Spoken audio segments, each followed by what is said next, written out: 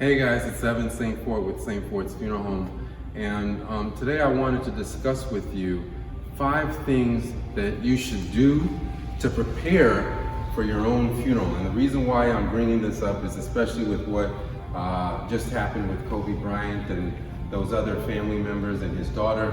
A lot of us, of course, sometimes just don't accept the reality that something is going to happen at some point in time. You know, unfortunately, that's just the way the world turns. So what are the 5 things that we could do to prepare for our own funeral services? Very simple things. Here's the first thing that I would suggest. Have your paperwork in order. A lot of times people don't even have their paperwork in order. And what do I mean by that?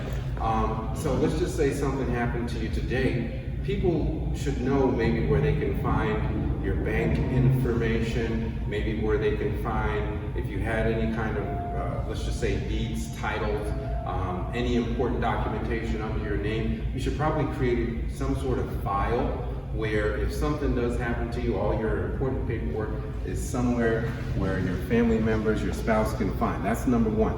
Second thing I would suggest is always, I say this all the time, if you have any accounts, very, very important, bank accounts, life insurance policies, have a beneficiary designated on those accounts so that if something happens to you, someone else will have access to that instead of having to go to court and go through probate, because that is a long, drawn-out process. Third thing I would say is if you want, you can have like a power of attorney, which means if you were ever sick, with the power of attorney, it gives someone the authority to make decisions on your behalf. Now, just so you know, once someone passes away with the power of attorney, it's null and void. But again, with the power of attorney, it does give people the opportunity to make decisions for you if you're not able to.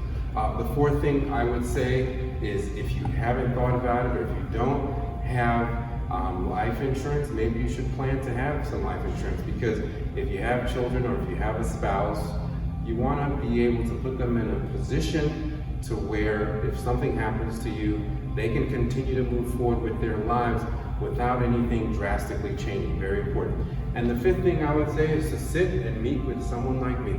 Why? Because you are going to die at some point. So when you sit and meet with me, what we're doing is planning everything so that no one plans it for you. So if you don't want to end up in a cheap, ugly looking casket, then you can come and make those plans for yourself. And those are my 5 tips for planning your own funeral. If you need more information, you can call me at 305-940-1428. You can reach out to us on Facebook, or you can always check us out on YouTube.